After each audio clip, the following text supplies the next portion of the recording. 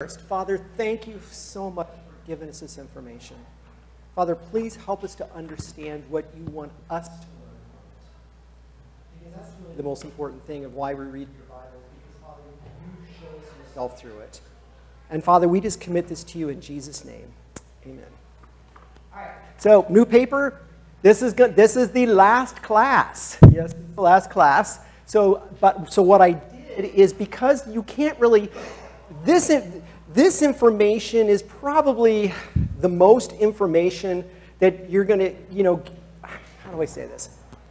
These 5 books are probably some of the most important books of the Old Testament. And there's so much information in these 5 books that we just can't go through it in 12 weeks. So what I did is I did a What We Learned in This Class paper this time.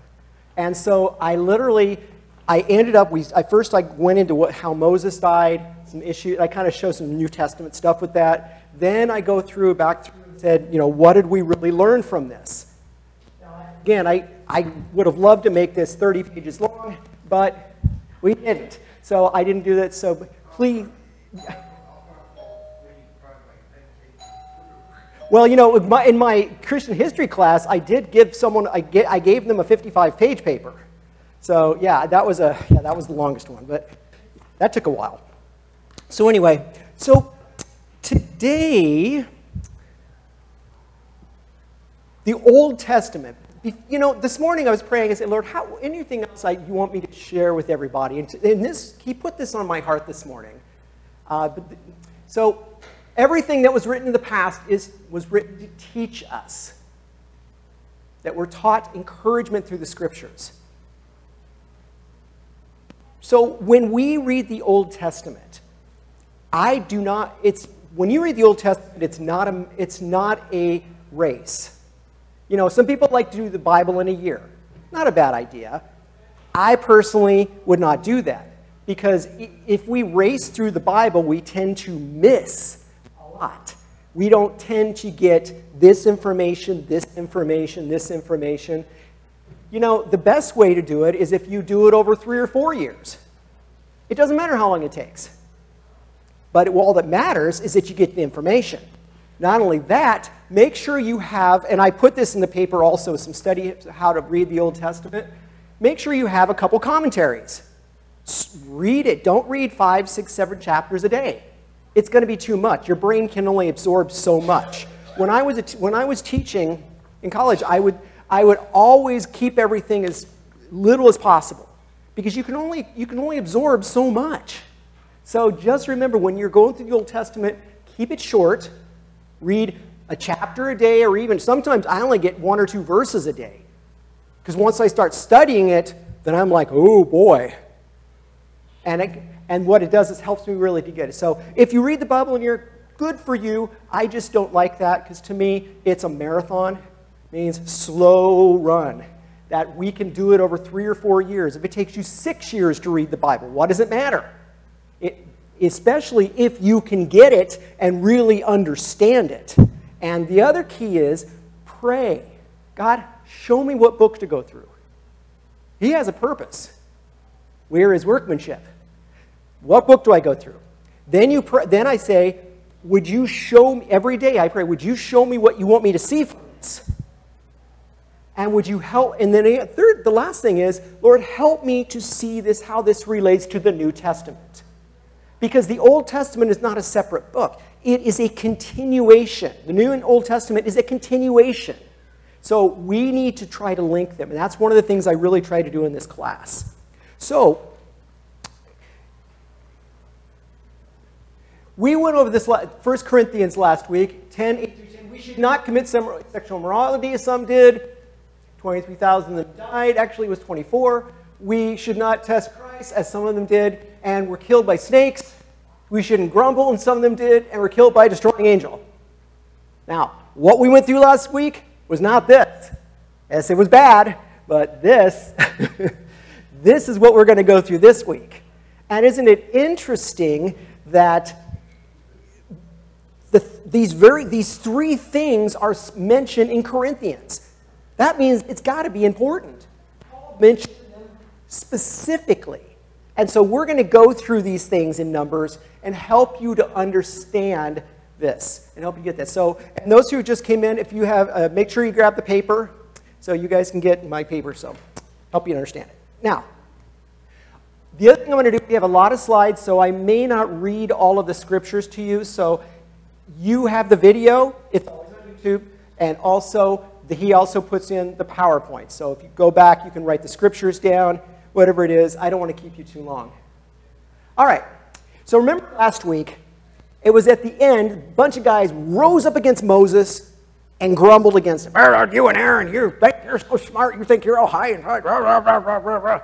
You know, and so Moses like, okay. And Moses said to them, hey, you know, if you guys live through the day, then you can take my job. I'm out of here. But if you don't live through the day, then we know that God put me here on purpose. Did they live through the day? Nope. What happened? Ground opened up, swallowed them up. I mean, literally, the ground opened up and swallowed them up. So you would think that everybody would be going, geez, oh my gosh, don't mess with Moses. No, no, that's not what happened. These guys were not very nice people sometimes. The next day, after this happened, the next day, the whole Israelite committee grumbled against Moses and said, you have killed the Lord's people. Did Moses make the ground open up? You're going to see this big today because in these stories, note, they are putting the finger on Moses. It has nothing to do with Moses. Moses can't make the ground open up. It was God that did this, but they went after Moses. So what happened was they were grumbling, and now they're pointing the finger at Moses, saying, you're a big jerk, you're going to do this, we're just as spiritual as you are. But when the assembly gathered against Moses and Aaron, then God came down in his cloud over the tent, like he always does. And what did God say to Moses? Hey, Moses, Aaron, you guys just go stand over there, Moses and Aaron. I'm going to take these people out once and for all. I'm done with them. You got to remember, we're about 38 years into this. They were close to the new land. They were getting close. So you guys they are all freaking out. God says, all right, I'm taking them out. Moses, go ahead and move. But luckily, Moses didn't do that. He had Aaron take his censer with the incense, basically, and said, go stand, and what it was, he was standing in the gap for them. That's what we use the term today, standing in the gap. He, in a sense, kind of praying for them. God, don't do it, God. Please don't take them all out. Because God was ready to take, because you got to remember, guys, when we're dealing with these guys, we're not talking about a couple people here. When it says the whole assembly, we're talking about hundreds, thousands of people are pretty grumpy. I don't think I'd want that many people coming after me. But that was what we have. So, what happened, God sent the destroying angel and started taking care of business. But luckily, Moses had Aaron get his censer, ran to the tent of the meeting, and essentially prayed for them, and it stopped. Now, again, we got to remember, it was a lot of people doing this. And they just did the 250 before this. All right. Now, afterwards, this is what God said afterwards. All right, speak to them. And this is what God says. Like, God's like, I'm going to get this taken care of once and for all. He told them, go have all the leaders take their staffs. All the leaders of all the tribes, including Aaron, take their staffs, write your name on it, and we're going to put it in front of God. That's where the tent of meeting was, because that's where God resided at that point. And we're going to put it there, and he says, and the staff that's going to bud, meaning it's going to start sprouting flowers. Now, I don't know about you guys, if you guys ever walked around in the mountains, I grew up in the mountains, so walked around with a stick. Do sticks ever produce flowers? Never seen one. No. But this is what happened. He basically said, the staffs belonging to the man I choose will sprout, and I'll rid myself of this constant grumbling. Again, by the Israelites. Everybody was doing it. It wasn't just a little bitty stuff. By the way, and those who just came in, make sure you guys get my paper, because this is the ending of the class, and this will give over the stuff we haven't went over yet. All right, so it's like a lot of people are doing this. So what happened? Well, we know that Aaron's staff, because remember, Aaron was the high priest. He was like the highest religious person, right below Moses. And so Aaron's staff, not only did it sprout flowers, but almonds came off it. Now, I don't know about you guys, if tree-bearing fruit, I don't know if you guys ever seen tree-bearing fruit. Does fruit come out of nowhere? You got one day, you have no fruit. Next day, you have brand new fruit. It just doesn't really work that way. But that's what happened with him. Everything was there. Bam, flowers, almonds, everything. God made a very big show to say, look, he's my choice. Remember about this, guys. We cannot go against God's chosen. When God puts someone in charge, we have to pray for them. We don't need to say that we're more spiritual there, because that's what these guys were doing. We need to respect our elders, respect our leaders, respect the people, because God put them in there. And the best thing we can do is pray for them, not to grumble against them. I think Jeff would like that a lot more, without people grumbling against him. Moses, okay, but then, so finally, okay, you think, now, I don't know about you guys, you read through this stuff, and you kind of get to a point where Moses is like, you know, I'm done with these people. Moses up till now has not snapped. I would have snapped years ago and freaked out and had, you people are so stupid, what's your problem? But no, he hasn't, until now. Now we have a problem. So what happened was Moses finally snaps and Aaron goes with him. He gets really angry. And this is what happened. There was no water. Now, again, you're in the desert. You have a lot of people. You're thirsty. And there's no water. But the best thing to do, and this is what we should remember to do even now, is pray and wait for God. He always takes care of it. They didn't want to do that. So again, what do? They grumbled against Moses and Aaron. Not only that, they said, why did you bring us out of Egypt to this terrible place that has gold grains and figs, grapevines, pomegranates? There is no water to drink. Wait a minute. The question is, were they not about to go to a place that they were just patient? God promised you were going to a place with grain and pomegranates and figs and everything else. It just was going to take a little bit longer. Just a little bit. So basically, they're mad at Moses and blame Moses again, saying it was Moses' fault. Moses said, all right, then what I want you to do, Moses, take your staff, and then I want you to speak to the rock. Rock, give us water. That's what he was supposed to do. Speak to the rock. God was very specific about this.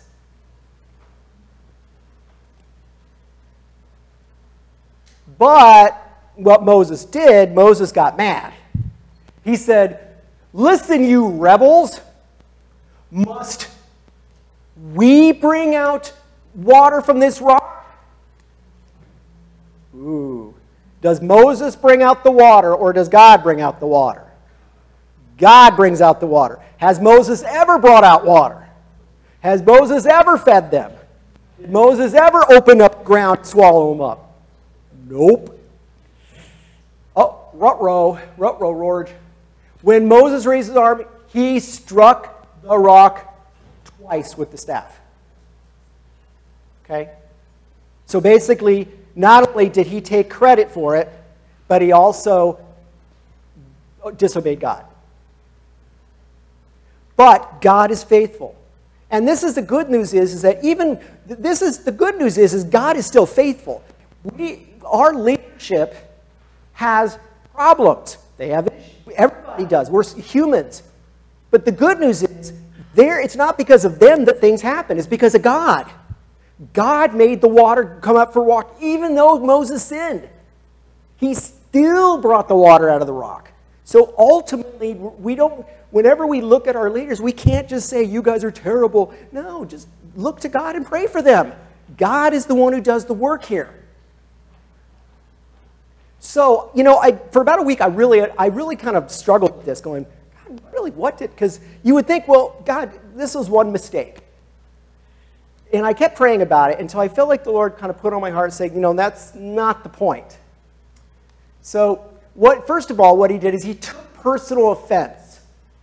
He took the offense against him, because that's what they were blaming. He finally said, oh, you took personally. But it's interesting. It's not the only time that this has happened. And listen to what it says in Samuel. Follow along, because this is kind of interesting. And the Lord said, listen to all the people. Now, Samuel, this is right before that Saul was about to go and become king. Okay? Samuel, this is what we're talking about. Samuel is the guy in charge, and then Saul was about to come in. But the people wanted a king right for this. But look what it says.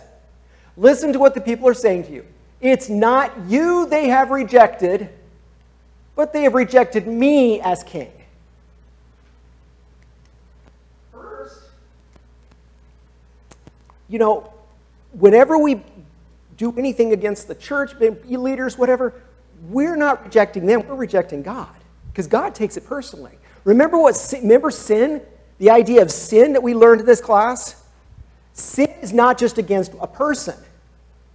God takes offense to whatever you do to someone else, because he created them all. So anything you do to someone else is against him, which is very new, because no one else in the ancient Near East thought it like that.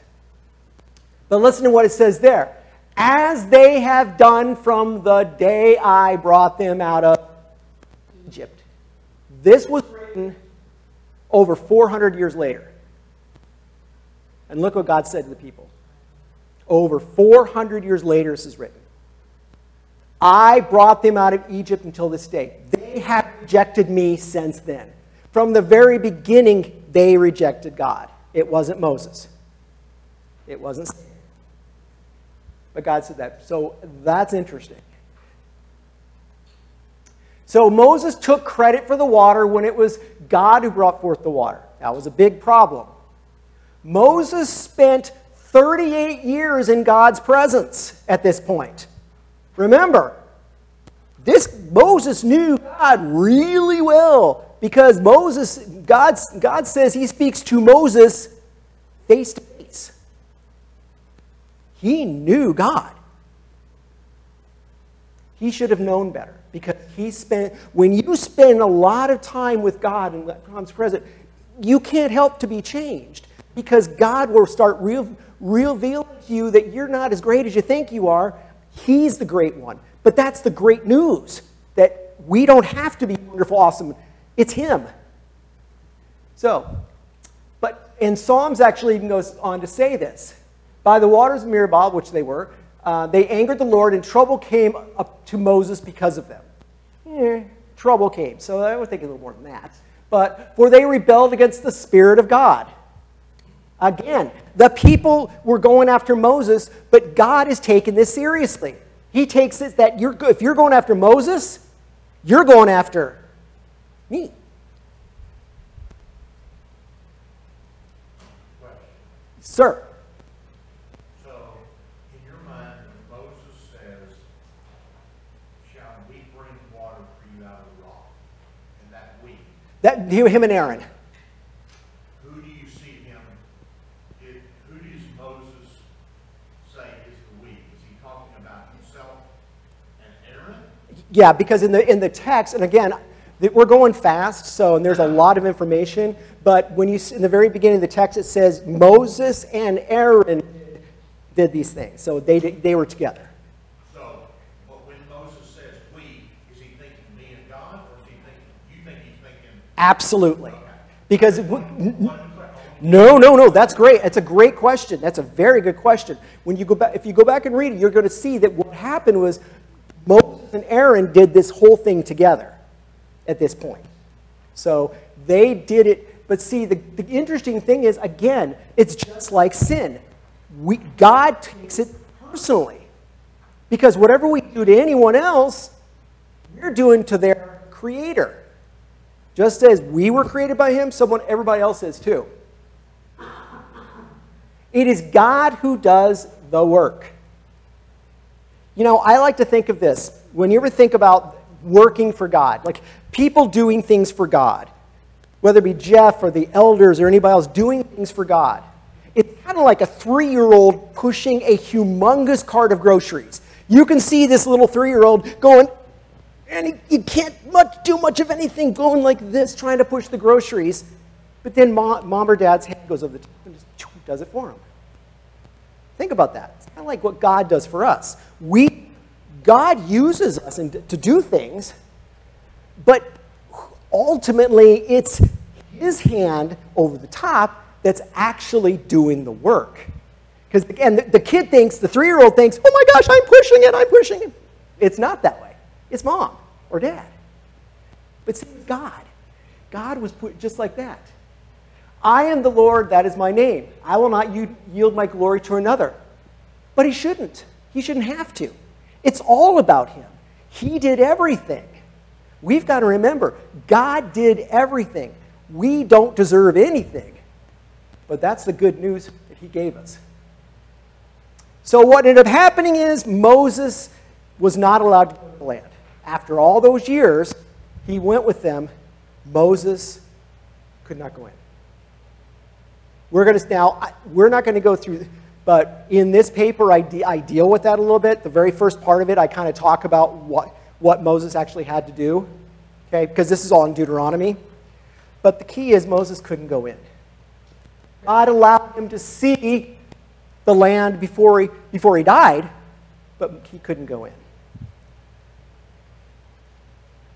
So, is that fair? Why do you think that's fair? Tough love. Yeah. Tough love. No, it's true. It's true. Yeah. We always tell our daughter life isn't fair. Yeah. Because we always deal with consequences. I agree with you. See, and it's so funny because when I watch a lot of online court, you guys know I do that all the time. It's always this thing. Judge, that's not fair. The cops are just picking on me. You guys are being mean to me. I mean, that's the way it is. Everybody blames everybody else. So you're right. It's tough love. God could not allow that sin to go on. He couldn't allow the sin to go on. So this is why. Not many of you should become teachers, my fellow believers, because you know that we who teach will be judged more strictly. And what was Moses doing? Who brought the 10 Commandments down? Who taught them about the law? Who spent time in God's presence constantly? It was Moses. So ultimately, he had to be judged. So, I kind of threw this in because this is kind of interesting. Do not be like this. I will ascend to the heavens. I will raise my throne above the stars of God. This is in Isaiah, and this is actually written about Nebuchadnezzar of Babylon. But I like what it says. I will sit on the mount of the assembly, on the utmost heights of Mount Zaphon. I will ascend to the tops of the clouds. I will make myself like the Most High. Not a good idea. The best thing we can do is humble ourselves and allow God to do, because then he can do the work. And if you want to see miracles, God will give you a miracle. God will show you. God will do these things in us. He will show himself, but we've got to put him first in everything. All right, so let's move past that. Let's go into the Edomites. Now, remember who the Edomites were? Who were the Edomites? I'm sorry? Family. Yep, they were family, but who was their original father? Esau. Yes, very good. Esau. So Esau are the Edomites. So Esau was family, son of Jacob. God made a promise to Abraham. So what God said in Deuteronomy is, don't go through, if you go through their land, do not take anything, be nice to them, don't cause problems. Specifically told them that of the Edomites. So, and there's Edom right there, which is actually south. Now, one thing I will also recommend to you guys, if you want to understand, this is why I put so many maps up here. You need to understand who are the people and how do they relate to Israel. It means everything. It shows us throughout the whole entire Old Testament what is going on. So very important to put those things together. But the Edomites were there. Well, let's see what the Edomites did. They basically, when Moses came and said, hey, can we come through your land? We won't do, he did just like God said. They said, no. Can't come through here. They would have cut off a lot of time. It would have cut off a lot of time. It would have helped them a lot if they would have allowed them to. But, because you're going to find the next couple of places we're going to go to is going to be the problems they had to do because they had to go around to Edom. But God said, don't mess with them. And Israelite could not. Very important. So we will find out, though. I'm hoping that next year I want to teach the prophets. When we get into the prophets, we're going to find out what actually happens to Edom. Prophesied against Edom. So, but God was faithful. So, next what they did, they traveled through Mount Hor along the route of the Red Sea to go around Edom. But the people grew impatient. No way. Not them. Oh, why would they do that? They spoke against Moses again? Why have you brought us out here? Oh, I love this. There is no bread. Wait a minute. Was there no bread? They had manna. Lots of bread. But the problem is, we detest this miserable food. Now, guys, I don't blame them. I would have been frustrated too after 40 years of eating manna. But here we are, we're on our way into the land. We're talking around a month from now, these guys would have been in the land. All they would have had to do is wait 1 month or so. But unfortunately, they grumbled. So what happened was, God sent venomous snakes. Yikes. Well, the key is, guys, as they're going along into the land, things are getting tougher and tougher and tougher for them. They've got to obey God, and they've got to remain faithful because they're about to go through a bunch of really tough times. God can't allow all this grumbling. So he had to stop it. So we went through snakes, and so the snakes were killing people. It was most likely the desert viper. That's the big snake over there, poisonous snake. But anyway, so Moses cried out to God and said, what do I do? God said, okay. He said, make a snake, put her on a pole. Anyone who is bitten can look at it and live. Now, it's interesting because if you look to the snake, you will be saved. What does that sound like? The cross. The cross of Christ. It's very similar. God was showing a foretype of the cross of Christ. We look to that, we're going to be saved. Well, the only problem is, and they did that, and it saved them, and the bronze snake lasted for a long time in Israel, except for what the people did with it. 700 years later, long time, Hezekiah had to destroy the snake. He had to destroy it. Everything that God did for them, that he had to destroy it. Why? People began to worship the relics instead of their creator. What happened was, as you can see right here, he broke into pieces the bronze snake Moses made. For up until that time, the Israelites meaning for a very long time they were doing this, the Israelites had been burning incense to it. In a sense, as it was a god in itself, thinking that it had magical powers. Now, we know through Christian history that in the Middle Ages, a lot of the churches, they would get the bones of the Christians, the martyrs, and they thought they had some kind of power. Rat's foot or something. The relics mean nothing. God is everything. So they were actually looking to the relics instead of God. All right. So then they went through. So they went up. Now notice down south, right there, so it says Arvarian desert. That's where Edom is. So they had to go around that. But because they went around that, thank you, Edom, jerks, what happened was they got attacked. But the good news is, this time when they got attacked, God's like, yeah, take them out. So what happened, these guys attacked them in the Negev, and God, this is going to be the first of many battles they're going to do even before they get into the land. Remember last week when we talked about the 40 spies that went in? They came in and came back with a bad report and says, there's no way we can do this. And God's like, then I can't send you into the land. That seemed harsh, but think about it. If they didn't trust God, they're going into some really tough times. If you are not ready and you can't trust God, then there's no way they would make it through this. They would have never made it to the land. These guys attacked, but the good news is they were completely destroyed. God's like, take them out.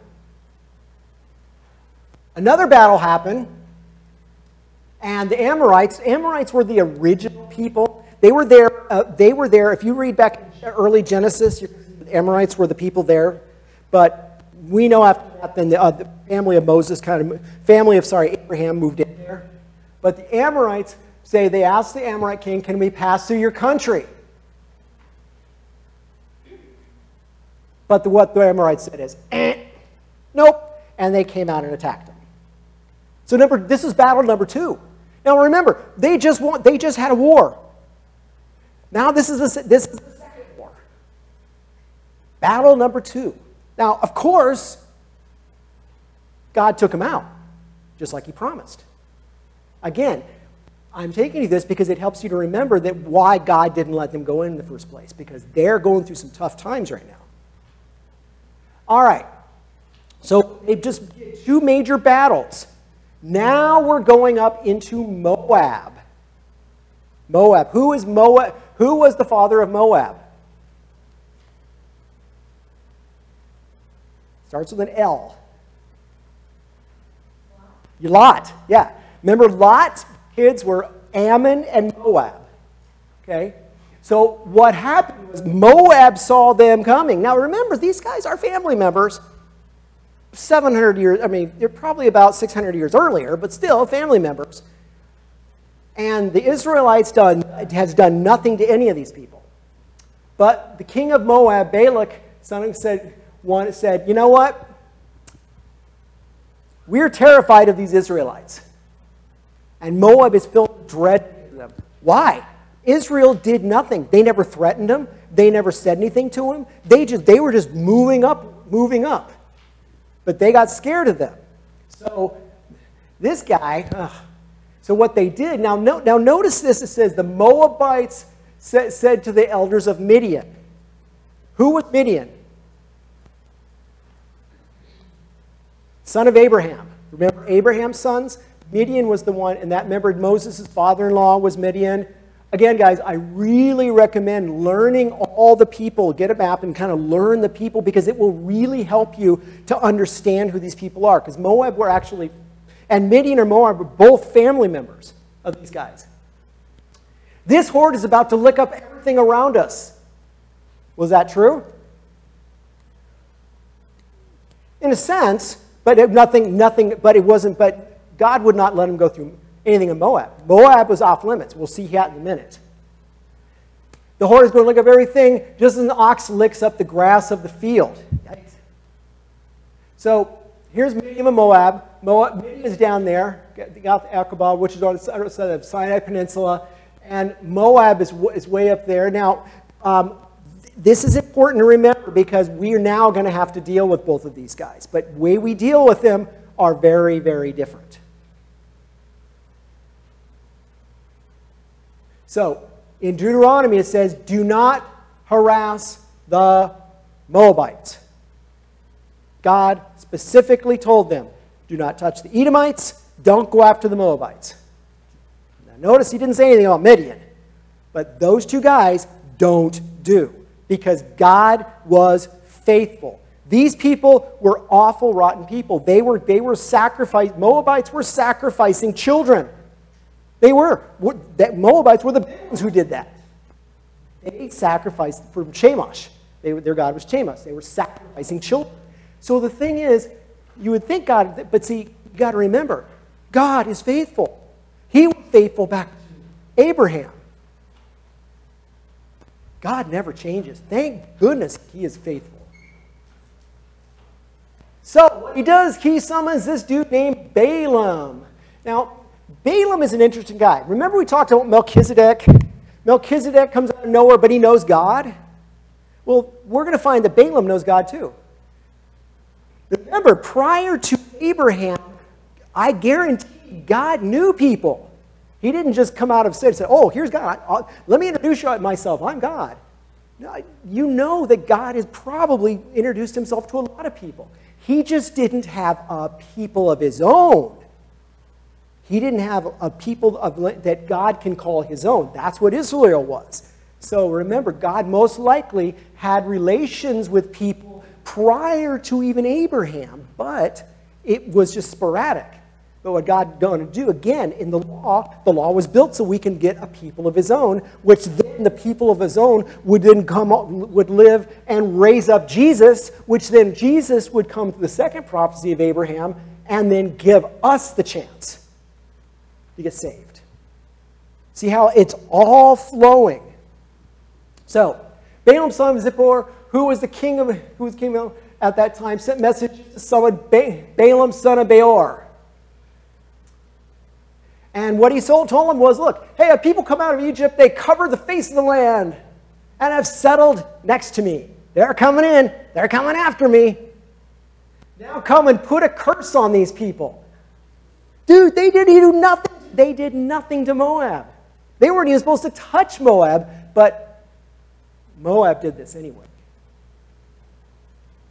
Perhaps then I will be able to defeat them.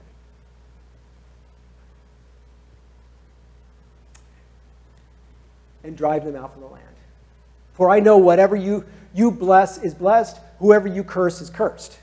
Basically, the guy was a prophet. And he knew God. Balaam is like Melchizedek and Job. We don't really know exactly where those guys come, but they both knew God. They knew God. And here we have another guy that he knew God. So that actually makes me happy because I realize prior to Abraham, people knew God.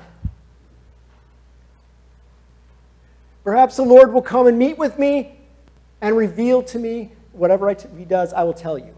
So, and I threw in this because the word Lord, it says specifically, he's actually using the Hebrew name for the Lord, the common name, Yahweh, which means he specifically knows God. He was using his proper name. Remember, just as Melchizedek was using Elohim, God Most High, he's actually using the more proper name, which is Yahweh. So which means he was talking specifically about God. When Balaam went to God, God told him to bless the Israel instead of cursing them. So he went to God and asked. This goes over a couple chapters, and there's a lot of information, so I'm sorry I don't have the time to go through it. I highly recommend you go and reading about Balaam. He's an interesting character. But the key is, Balaam gave 7 different prophecies. Now, couple of prophecies towards the end, I believe number 6 and 7, specifically talks about what Israel will be in the future. But the key is that every time he went to God and said, all right, let me go back to God and see what God tells me, and then if he tells me to curse him, I'm going to curse him. So he went to God, and of course God kept telling him over and over and over and over and over again, don't curse him, bless him. And he did. So every time Balaam went and blessed him, came back and told him. So, what did Balak do about this? Nothing, really. He didn't kill the guy. He thought about it, but he was kind of afraid of it. He was a big guy, because this guy's an important guy. So, Balak kind of, the king of Moab's like, he was very angry. But, this is where it gets interesting. Balaam left some parting words. Now, this is one of the problems with the Old Testament, that why you need a good commentary, because we don't learn about what Balaam actually said to him for about 4 or 5 chapters. So it goes through the story, then it goes to all this other stuff. Then way down here, it kind of mentions, oh yeah, this is what he said. So this is what Balaam told him. Do you get there when you jump through chapters? They, and I wrote, this is my Midians, I just wrote that in there, Midians, followed Balaam's advice to entice the Israelites to be unfaithful to the Lord in the Peor accident. Balaam told them, hey guys, let me tell you how to make God mad. Now, how dumb is that? Because you just had 7 prophecies from God. And now you're trying to say, well, let's get God mad at them. So what he did was he said, all right, you know, you got a bunch of young guys going in there. What happened was Balaam said, send out your women. The women came from Moab and Midian. And of course, sex. Lots of this is like a rated R movie, man. This is rated R here. See, these guys did this. And so what happened, but the sex wasn't even the problem at this point. The problem is what it led to. While Israel is saying shit, the men began to indulge sexual immorality with Moabite women, who invited them to sacrifice to their gods. So Balaam was right.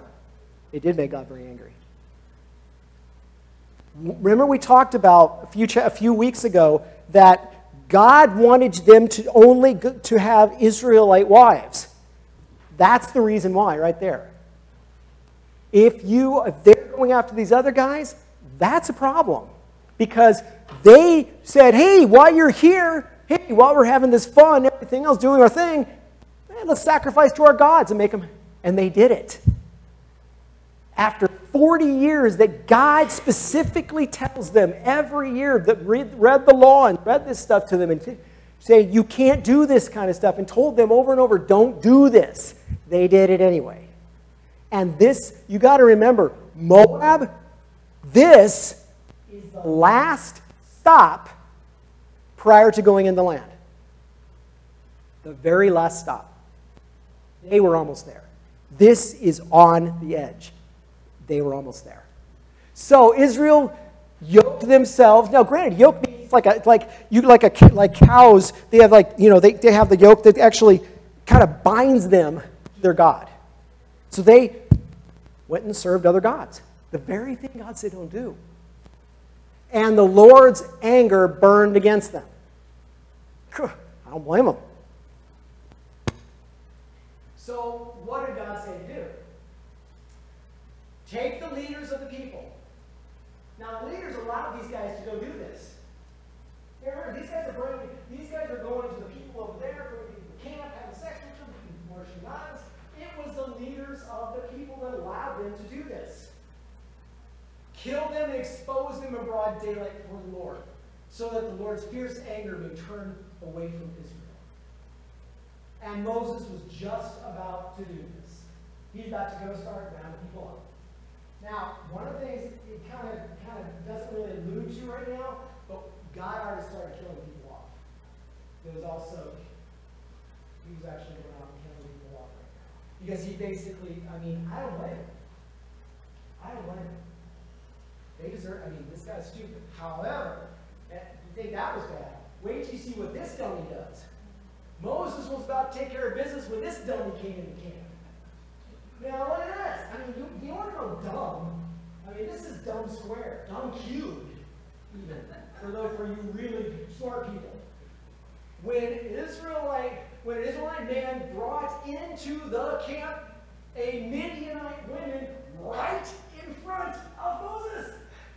He's like, hey, look what's happening with me.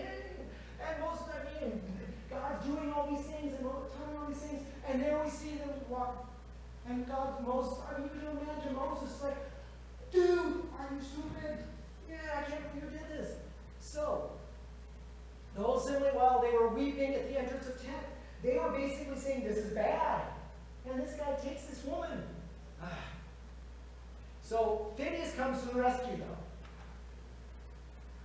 When Phinehas, son of Eleazar, son of Aaron, the priest, saw that he left the assembly, He took a spear in his hand, followed him in, drove the spear through both of them, right to the Israelite man, into the woman's stomach. You think about positionally. You know what they were doing. They were doing the Mama Jump. But let me tell you something, that's not a good, that was dumb. So, but what he did is he actually went and killed him. Because, guys, I mean, that's dumb. Right in front of Moses? I mean, jeez. So what happened next? Then a plague against Israel stopped. So God was now, so which means God was actually taking people out. And remember, Moses still had to deal with the elders. This was a stupid, stupid, stupid thing to do. God then had Moses kill the Midianites. So notice it says, kill the Midianites. Who did not say to kill? Moab. Why? Because God made a promise. Even though Moab was the call, Moab was the call. Really, it wasn't Midian, and he really wasn't the call. He's a king of Moab, so he brought him in. And Balaam killed him. But again, when we get to the prophets, we are going to see what happens with these people. We're going to go into what happens to Moab. Moab gets their due later on. So, Balaam was one of the casualties, by the way. He got killed. Thank goodness. Balaam is the one who caused all problems with Balaam, and he's taken the process. All right. Is there any questions? I know this is it for the last class. And again, those of you who don't have paper, make sure you grab a paper up there for that. Any questions in this class? Anything else? All right. If you guys have any questions, please let me know.